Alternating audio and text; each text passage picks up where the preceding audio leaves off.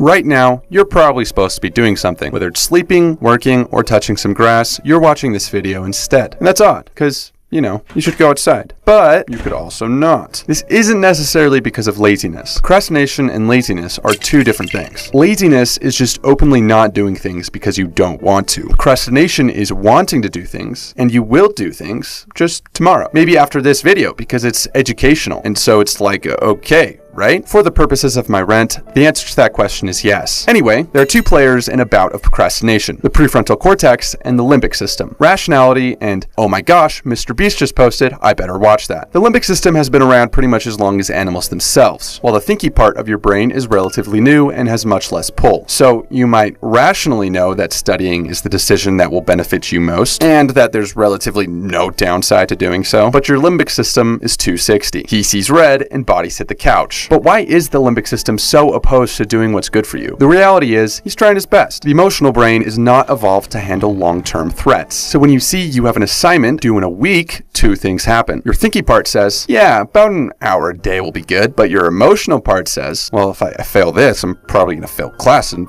fail school and not graduate and not get a job and just starve. Which I would say is generally bad. The emotional part perceives this as a bad thing that's happening right now, caused by whatever work you should be doing, and therefore sends out signals to avoid that bad thing, your work. The thinky part can try its best to send out signals saying everything is fine actually, but its efforts are almost entirely futile. Remember, he's 260, not much you can do. In fact, usually your prefrontal cortex will be so intimidated that he joins in and starts justifying the decision to procrastinate. But we're getting ahead of ourselves. Productive stuff can be seen as a threat from multiple different angles, not just anxiety. The work might seem overwhelming or just really hard. Or you're scared that if you actually try your best and fail, there will be no excuse for your shortcomings and you won't be able to blame the embarrassing performance on the fact that you procrastinated. Your failure will be entirely due to your fundamental inability to succeed. But most likely, it's simply less interesting than Minecraft parkour Reddit stories. Either way, procrastination is always a form of self-regulation failure, where repairing your current mood takes priority over anything. The thing is, the brain is really bad at predicting its future mood. If you put a task off, it guesses that when it's time to do that task again, it will feel the same way about it as it does now. But wait, I thought the brain procrastinates because it feels bad. Yeah, which is why the moment you decide to delay the task, it feels good. And this is the feeling it thinks it's going to feel in the future when doing that task again. This whole process manifests itself in 6 words. I'll feel like doing this later. The reality is, probably not. There are 2 ways to repair this cognitive flaw. First, time travel, which isn't a joke, just an uncreative name. You essentially envision what confronting that work in the future will actually feel like, hopefully realizing it's just as bad then. This comes with the risk of tricking your brain into releasing juicy signals that you already did the work, which is why I wouldn't recommend this method. Also, because the name sucks. Second,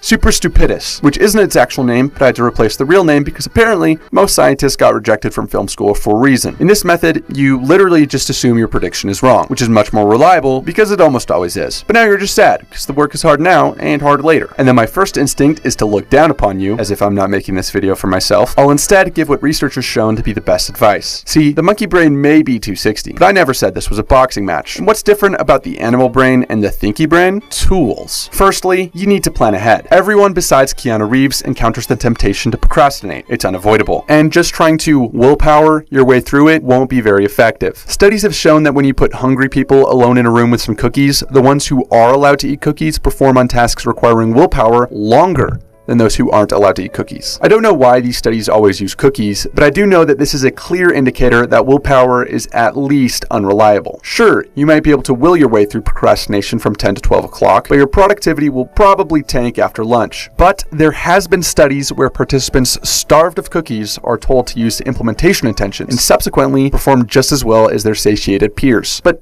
what does that mean? What is an implementation intention? Basically, it's where you treat yourself like a computer. If I think, this sucks, I hate this, I'm gonna watch YouTube, then just start working. Now, I know what it sounds like. Stupid. But time and time again, implementation intention proves to be effective. You're essentially pre-deciding. You're taking out that middle part where you weigh whether doing the work right now is worth it or not. Because you already decided beforehand. It is. But you need to be very specific about this. Not just, if I start to procrastinate, then don't procrastinate. I promise if you do exactly what I say here, you will procrastinate less. The next time you're about to procrastinate, write down your exact reason. This exact thought, which is personal to you, is a new if statement. Your then statement should be all the steps required to start being productive, like getting out your homework, a pen, and doing the first problem. As another example, mine is then open Premiere Pro, Photoshop, and dual screens of Raid Shadow. No, I'm just kidding. This isn't sponsored, but that would have been good. I do have Patreon now though, so I'll throw that out there. Anyway, your then statement should be overly specific steps that you've written beforehand. But getting started on the work is only the first round of defeating procrastination. You might be working, have a question, Google that question, and 2 hours later, you're on the Wikipedia article for the most OP Smash characters. The good news is, you can use implementation intentions here too. If I open Google and question is irrelevant, then close Google. But this is a bit more tricky for things like your phone, which brings us to the second tool, elimination. Eliminate as many distractions as possible. Leaving your phone on Do Not Disturb in the deepest corner of your bag will be beneficial. No matter what you do, do not let anxiety get the best of you here with things like, what if there's an emergency? Like, bro, why would they need you? There's people for that. That's their job. The last tool isn't a tool, just good advice. Go easy on yourself. If you really want to procrastinate less, research has shown that those who forgive themselves of their procrastination are more likely to redeem themselves in their productivity. So, it's okay, man. We can't all be Keanu Reeves. And remember, if video good or helpful, then subscribe, like, or support on Patreon.